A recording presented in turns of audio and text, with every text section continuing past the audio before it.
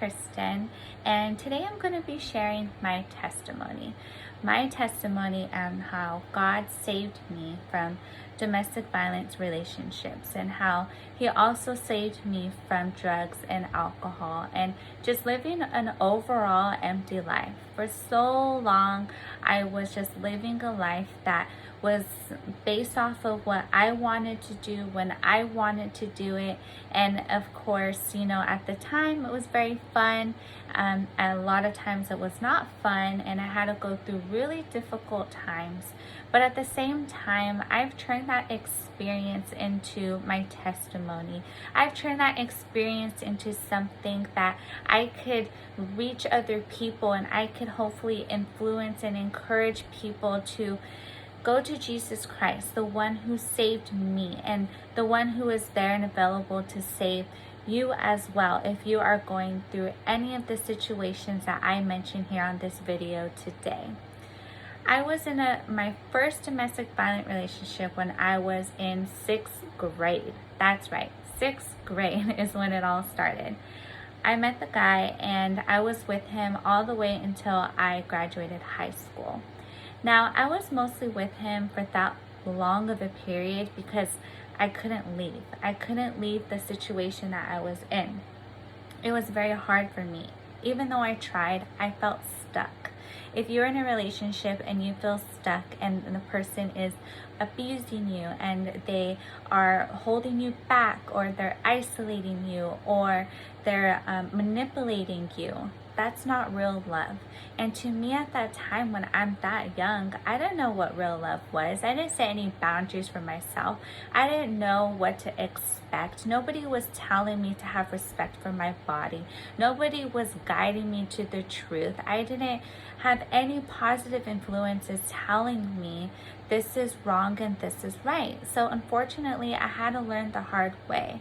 And that's okay, because some of us have to do that, but we become stronger in the end and we become a voice. So during that time, during my first relationship, I had to get 2 restraining orders in order for him to completely leave me alone. When I tried to leave him, he would not leave me alone. He would stalk me. He would come to my work. He would call me up to 35 times an hour. He would come to my house. He would threaten any new boy that would talk to me. There was an incident where he actually broke the windows to somebody that I was talking to at that time. He scared everyone away from me. Nobody wanted to be near me. Nobody wanted to be my friend. Nobody wanted to hang out with me because I was a sad girl. I had a lot of problems and I had a crazy boyfriend at the time.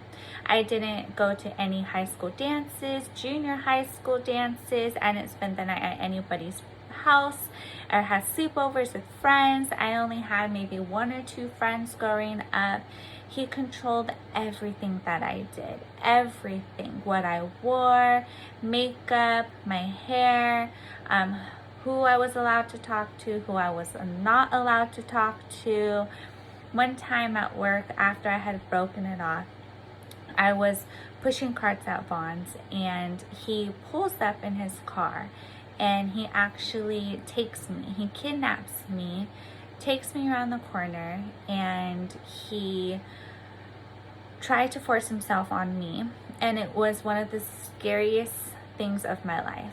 And I knew right then and there that this was a point in time where I had to go. Because if I didn't get out of that situation, then it would have been way worse. Every circumstance was just getting worse. And it was getting harder and harder for me to get out of that relationship.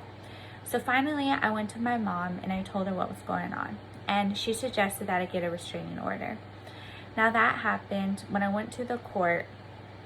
It was so scary. It was like one of the scariest things I was doing, because you're going from being afraid to not answering someone's calls to actually getting a court-ordained order that they cannot confront you, be near you, or call you. And although I had that restraining order, I was always looking behind my back. I was always afraid. If I heard a little sound in my house or around me, I would just jump and I would just always just be so scared. And that was not the way that I wanted to live. And I was just so happy to actually get the restraining order. And when I actually had to go to court with him in the courtroom and appear before a judge, that was a whole nother situation and scary story about confronting my enemy, confronting the guy that has been abusing me, the one that, was supposed to love me, was hurting me. And I actually had to sit before strangers and talk about my experience and ask that the judge would grant me my freedom, that the judge would grant me my peace. And it was the most hardest things I did, but I got through it.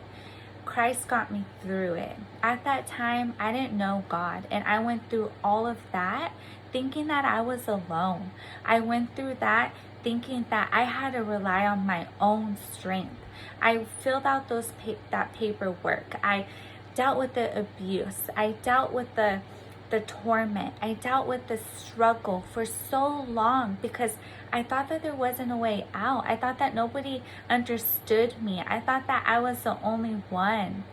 But let me tell you that if you're going through this right now, you are not alone. You have a God that is right there by your side, even if you may not feel it or understand who He is.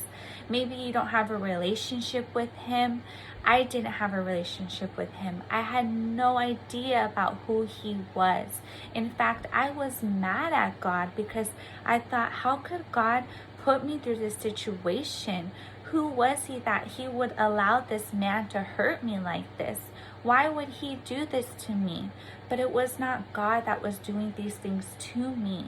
It was the enemy working through another individual to hurt me, to bring me down, to bring down my purpose, to break me, to hurt me, to shame me.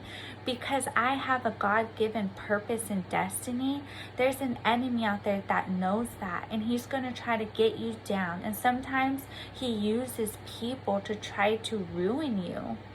And so I just want to tell you that it's not God that's doing these things. It's actually God calling you to Him.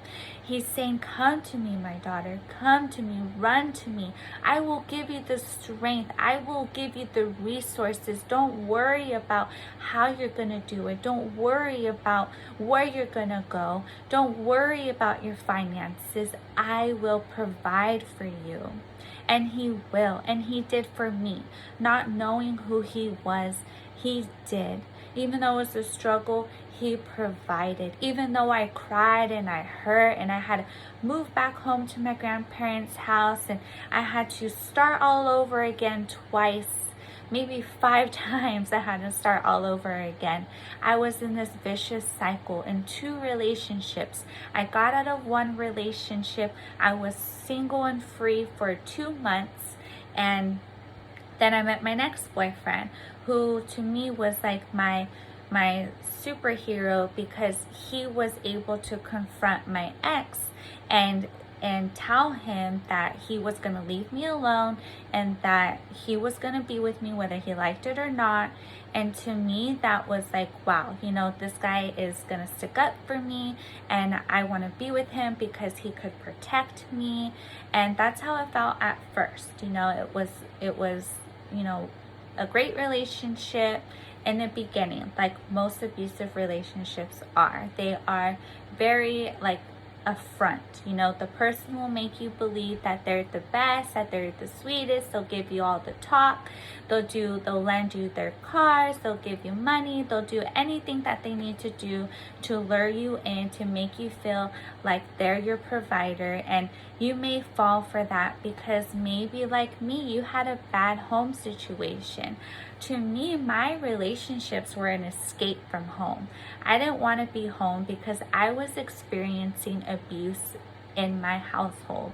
Not me personally, but my mom and my stepdad, they would fight all of the time. Yelling, hitting, and it was just very, very bad. And I did not want to be home. I wanted to be away. And even if away meant being in bad company, anything was better than being in that toxic environment. And from going from one toxic environment to another, you really don't know the difference because you're just so used to being in that environment. You don't know anything else that's different. And so through that second relationship, as time evolved, this person was addicted to pills, they were addicted to marijuana, they were addicted to alcohol, and I had never, drank or did pills or any other form of drugs before this relationship. My first relationship, yes, I would drink, I would smoke marijuana, and it was an escape for me to get away from my inner feelings, my inner pain that I was going through, and it felt good at the time because it was a pain reliever. I didn't know any other way to escape my hurt. Deep down within my heart, I didn't know that there was a God that was able to take that hurt from my heart, that I was able to surrender to, and that He would give me a new life. I didn't know that, so I went to the next very best thing that I thought there was, another guy, another escape, another relationship, more alcohol, more drugs, more abuse, the cycle of loving and fighting and making up. That was just like my highs and my lows of life. That's what I experienced from the 6th grade all the way to after graduation till I was about 23 or so.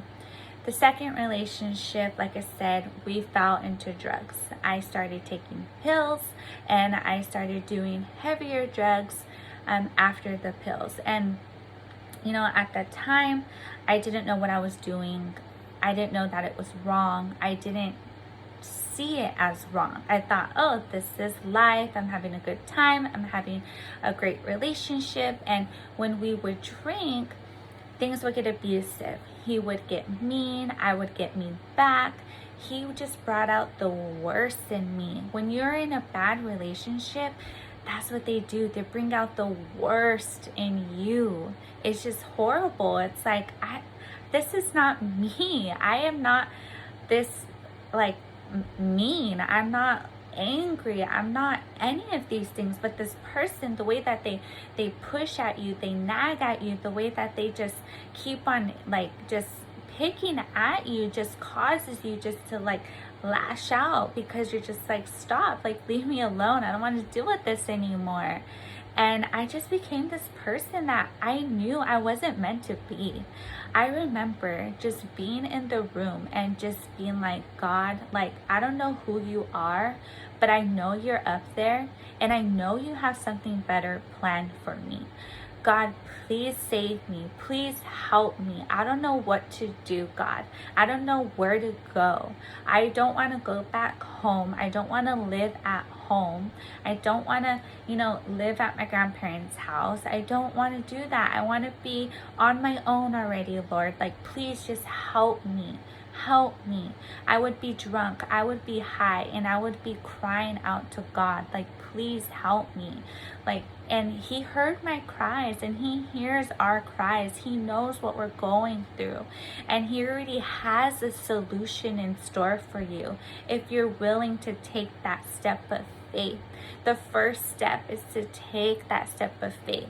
And so, when that second relationship, one night we were drinking, we were at his friend's house and he was upset because his friends were flirting with me. He said I was flirting back. Maybe I was. I don't really remember because I was so drunk. I don't recall a lot of things that happened when we were drinking and fighting. But this night was so profound that I did remember. Even though I was drunk and even though I was high, I still remember every little detail because it was that painful.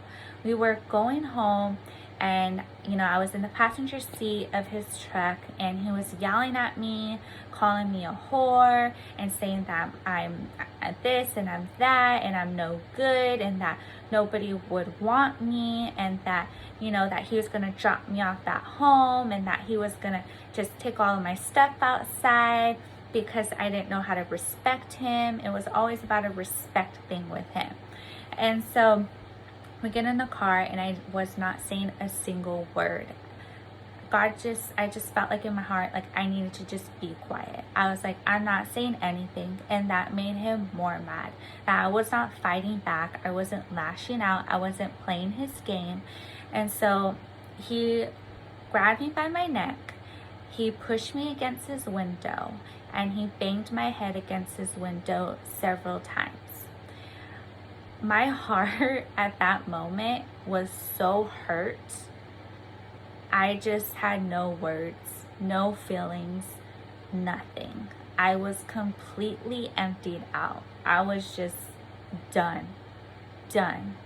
I opened up the door. I took off my shoes. I was wearing high heels. Took them off. Attempted to go inside the house, and I said, give me my keys because I need to go home. I'm leaving. And he refused to give me my keys. He said, no, you're not leaving. You're not going anywhere. And I said, yes, I am. I'm leaving. This is it. Then he grabs me again and pushes me so hard on the floor that I actually bounced and moved back more from his push.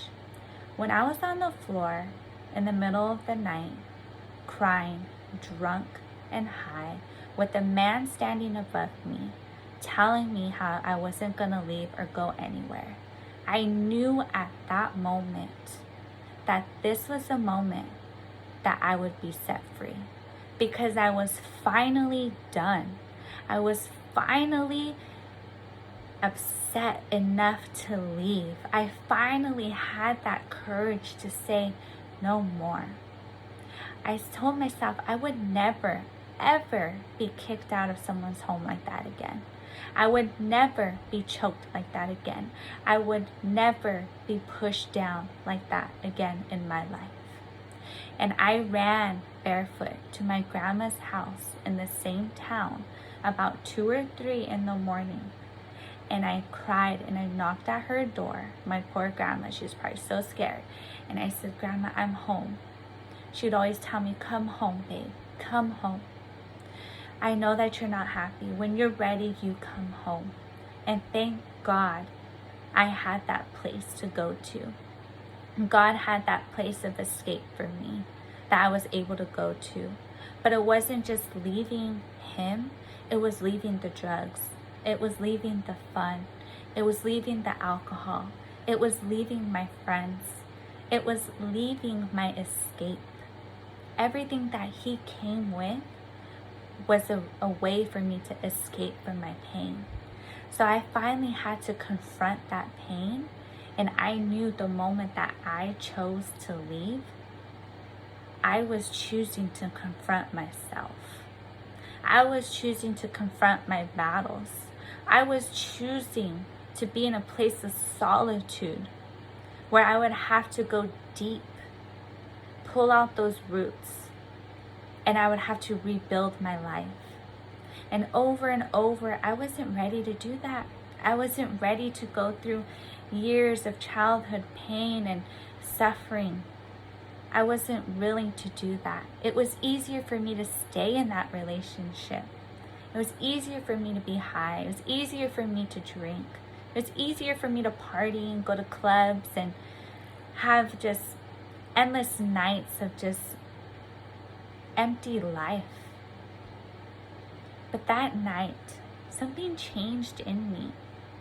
And I believe that it was the prayer that I said to God over and over. God, give me the courage. Give me the courage to leave. Give me the strength to leave, Father. I know you're out there. I don't know how I'm going to leave. I don't know how I'm going to face myself. I don't know how I'm going to overcome my pains and my suffering. but I believe in you. And I believe if you say that same prayer in your own words, that God will give you the courage. He will give you the strength. And you will have a moment where you will say, I'm not going to deal with this anymore. I am better than this. And you are better. You are. You deserve more. Now I am happily married to a God-fearing man who serves in church, has served his whole life. I have a son who's 3 months old, most beautiful son in my eyes. I have a beautiful family, all because I chose to leave. There is life that could happen beyond your circumstances. Say that prayer. Get quiet with God. Just know that every time that you are crying, He's collecting your tears. There's a verse in the Bible that says that He collects your tears and that He turns beauty from ashes to beauty. So I just pray over your life. I pray that you would have the courage to face these things that need to be faced. I pray that God will give you the resources. He'll give you the escape, the godly, healthy escape. That you would find a good church. You would plant yourself in a good church. And that you would build your life and renew your life on the Word of God. That's exactly what I did. I renewed my life through the Word of God. And I pray that you do the same thing. I gave Him my pains. I gave Him my sufferings. I gave Him all of my doubts, my fears, my anxieties, my depressions. I gave them all to Him, and He took them from me. He nailed them on the cross, and He set me free. And today I am free from abusive relationships. I don't drink anymore. I don't do drugs anymore. My life is no longer empty. I love my life now because of Jesus Christ. And I want the same for you. My testimony goes deeper than this. It really does. There's way more to the story. This is just an intro to my testimony. And this is my goal for this channel, is that you would hear the stories that I have. And that you would be encouraged and inspired through the word that I'm going to be sharing with you. We're going to have Bible studies together. We're going to study scriptures. I'm going to teach you the things that I learned along the way when I was healing from my pain, when I was healing from my hurts, how I renewed my life through Jesus Christ. My goal of this channel is that women alike would get together and that we would inspire, encourage, and equip each other to live a life that we love, like God intended it to be. God intended our lives to be full of happiness, peace, joy, and love. I remember when all I wanted was peace. All I wanted was a day where I could just feel happy and peaceful, where I didn't have constant nagging or harassment. And now I live every day like that. And it's so rewarding and it's so great. And I want every woman to live a life that's free of harassment, whether it be from a partner, a relationship, from friends, from any situation or circumstance. It could be our mindsets. It could be our thoughts. My goal is to help influence and teach you through the word on how you could live a life of love and love your life to the fullest. Please comment and like. Please tell me that you are here because you want to learn and grow with me. And I will be so happy to introduce myself to you and to offer you more videos like this. Thank you for your time today. And I must admit, it is hard for me to talk about these things because these are things that I have gotten over. But I'm not looking behind to relive. I'm looking forward, and I'm using what happened to me as a testimony to help influence and encourage other women going through the same thing, that they could use their voice to help other women. So let's do that together. Let's use our voices. Let's help women. It's not only my channel, it's our channel. I want to partner with you. You have gifts, you have talents. There's things that God's giving you that He's activating on the inside of you. Let's get them out of you. Let's get you to dream again. Let's get you to write, to dance, to sing, to cook yourself a lovely meal, to cook for the hungry. Let's serve together because we are women that are meant to change the world, and we can do it together. One voice at a time, one testimony at a time, one step at a time. I believe in you. Be encouraged. God bless you.